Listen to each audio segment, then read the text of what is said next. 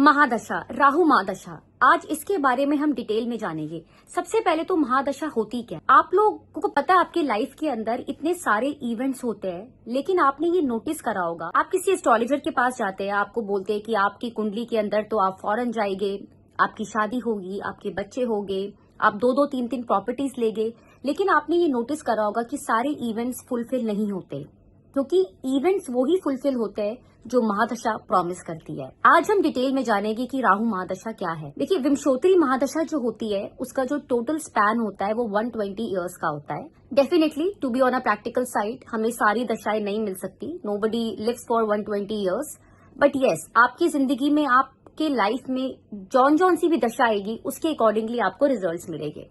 राहु महादशा 18 सालों के लिए ये महादशा आती है, इसलिए ये महादशा की जो रिजल्ट्स है आपने सोची भी नहीं होगी, आपको वो ऐसी ऐसी चीजें मिलती है जो आपने कभी शायद सोचा ना होगा। राहु क्या है? मैंने हमेशा बोला है कि हर प्लैनेट को एक इंसान की तरह समझिए, तभी आप उनकी चीजों को समझ सकते हैं। कभी भी कोई महादशा शुरू होती है, सबसे पहले आप नोटिस करोगे वो अपने कारक तत्व को एक्टिवेट करती है, अपने कैरेक्टरिस्टिक्स को।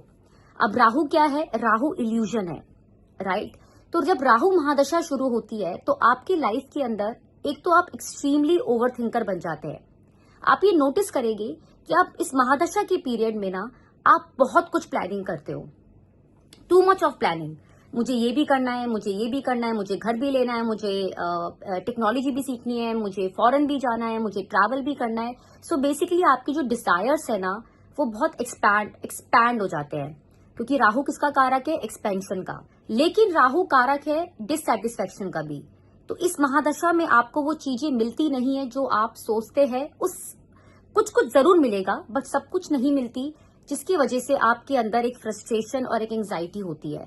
इसलिए कभी आपने नोटिस करा है राहु महादशा के बाद जो दूसरी आपको दशा मिलती है वो गुरु की होती है, जुपिटर की।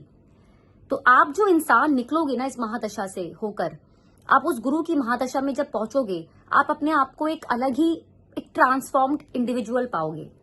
अब राहु की महादशा में जैसे मैंने बोला इसके कारक तत्व एक्टिव होते हैं। आप में से काफी लोग मुझे खुद कमेंट करके बताएंगे कि इस महादशा में आपने डेफिनेटली अपना घर छोड़ा होगा। नॉट नेसेसरीली कि आप फॉरेन गए होगे, ये भी हो सकता है कि आपने अपनी सिटी छोड़ के किसी और सिटी में गए होगे, या आप पेरेंट्स के साथ रहते थे तो आप दूसरे घर में जाके रहने लगे होगे, आपने अपना घर लिया होगा। आपका जो मटेरियल डिजायर्स है, मटेरियलिस्टिक वर्ल्ड का जो डिजायर है ना पैसे का, वो डेफिनेटली काफी बढ़ा होगा। राहु वेल्थ है, राहु वेल्थ देता है, राहु टेक्नोलॉजी है। राहु की दशा के अंदर टेक्नोलॉजी में आप लोगों का इंटरेस्ट आता है, अगर आपकी वो फील्ड है तो डेफिनेटली आपका सीखने का मन करता है। राहु शेयर मार्केट भी है, और राहु उन लोगों के लिए भी बहुत अच्छा है जो यूट्यूब से जुड़े हैं, आर्टिस्टिक वर्ल्ड से जुड़े हैं। जितने भी अच्छे एक्टर्स होते हैं ना, पॉलिटिशियंस, एक्टर्स, स्पोर्ट्समैन, इनका राहु बहुत अच्छा होता है। क्योंकि राहु क्या है ना, राहु आपको ना अपनी बाउंड्री से हट के काम करना सिखाता है। तो कुछ चीजों में राहु अच्छा भी है। अगर आपकी ये महादशा चल रही होगी तो आपने ये डेफिनेटली नोटिस करा होगा 1-2 साल निकलने के बाद कि आप डेफिनेटली आपके अंदर काफी चेंजेस आए होंगे। आप नई चीजें एक्सप्लोर कर रहे होगे जो आपने कभी सोची भी नहीं होगी। अनलाइक शनि, अनलाइक केतु, जैसे केतु क्या है, चीजों से डिटैच करता है, आपका करने का मन नहीं करता, लेकिन राहु चीजों से प्यार कराता है, राहु चीजों से अटैच कराता है। तो राहु आपको कहता है अपनी बाउंड्री से निकलो, ये लिमिटेशंस जो आपने अपने चारों तरफ बना के रखी हुई है उससे निकलो, नई चीजें सीखो। मेरी खुद की राहु महादशा चल रही है, मैंने कभी नहीं सोचा था, टू बी वेरी ऑनेस्ट, कि मैं पाइथन सीखूंगी, मैं एआई के स्पेस के अंदर नई नई चीजें सीखूंगी, बट ये हो रहा है मेरे साथ, और ये मुझे पता था ये सब होना है, और मैं अब उसी पाथ में चल रही हूँ।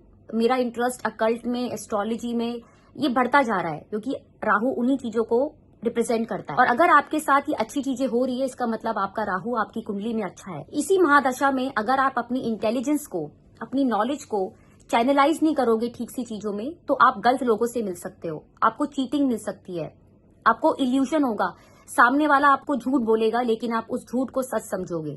आपके पेरेंट्स आपको समझाएंगे, आपके वेल विशर्स आपको समझाएंगे, लेकिन आपको समझ में नहीं आएगा कि सामने वाला मेरा बेवकूफ बना रहा है।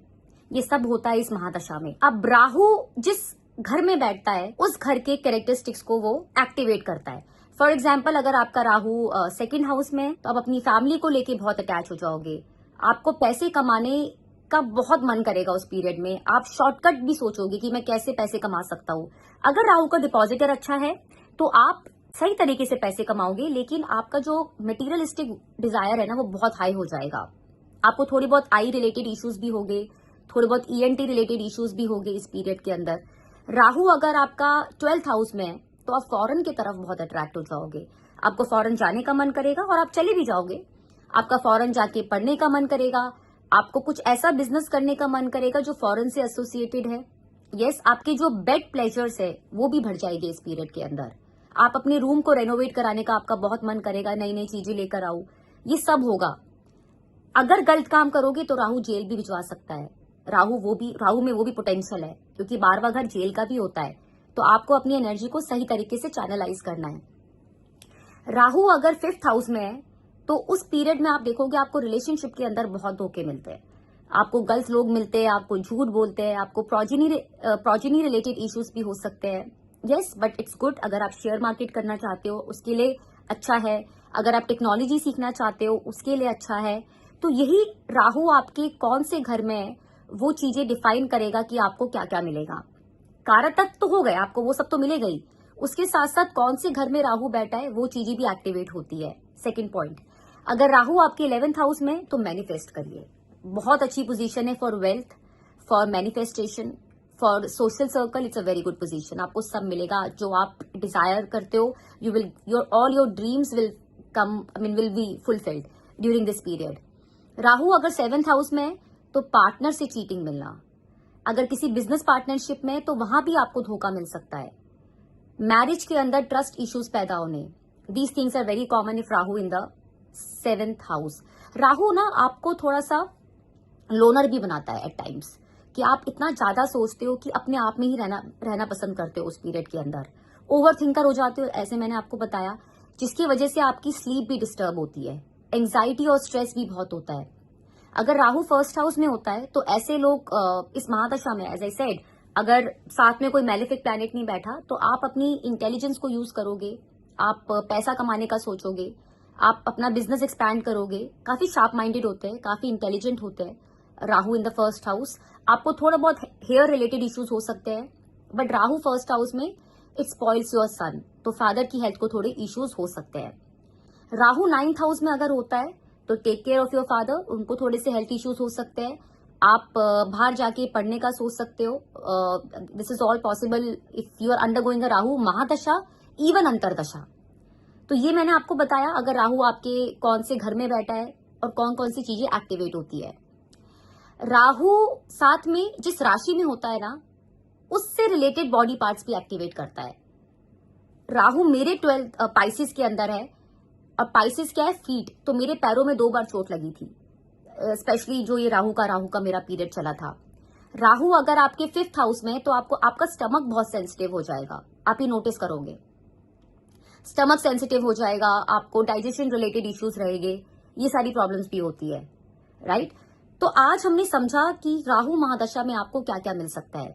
अगर इस महादशा को आप कंस्ट्रक्टिव बनाना चाहते हो, प्रोडक्टिव बनाना चाहते हो, तो अपनी एनर्जी को सही तरीके से चैनलाइज करो, अपनी बाउंड्री से बाहर निकलो, नई चीजें एक्सप्लोर करो, सीखो, but with in the limits, कि आपको पता होना चाहिए जो आप ये कर रहे हैं आपके लिए अच्छा है या बुरा। कुछ चीजें आप डेफिनेटली कर सकते हैं इस महादशा में एज अ रेमेडी, जो आपको डेफिनेटली हेल्प करेगा। दुर्गा चालीसा पढ़िए हर रोज, गणेश जी की आराधना करिए। मैंने हमेशा एक रेमेडी दी है और जो हमेशा काम करती है कि आप हैंडीकैप स्कूल में जाइए और बच्चों की मेडिसिन का डोनेशन करिए। This remedy really really works. I think मैंने आज आपको एक्सप्लेन करने की कोशिश करी है अपनी तरीके से, बहुत सिंपल टर्म्स में। अगर आपको एस्ट्रोलॉजी नहीं भी आती हो तब भी आप समझ सकते हो, और मुझे कमेंट करके बताइएगा कि आपके साथ ये सब हो रहा है इस महादशा के अंदर। और आप में से काफी लोगों का जो इंटरेस्ट पैदा हो रहा है ना अकल्ट और एस्ट्रोलॉजी में, आप नोटिस करिएगा, या तो आपकी राहु की महादशा चल रही होगी, या शनि की, या केतु की। ये दशाएं जो होती है ना, आपका इंटरेस्ट पैदा करती है। इवन कंसल्टेशन लेने भी मेरे पास जो आते हैं ना, इन्हीं तीनों महादशा के अंदर घूम रहे होते हैं। वीडियो अच्छा लगा हो तो प्लीज हमारे चैनल को लाइक करिए, सब्सक्राइब करिए। अगर हमसे कंसल्टेशन लेना चाहते हैं तो हमारा नंबर हमारे चैनल पे दिया गया है, you can call us on that number. Thank you so much, God bless you, have a good life.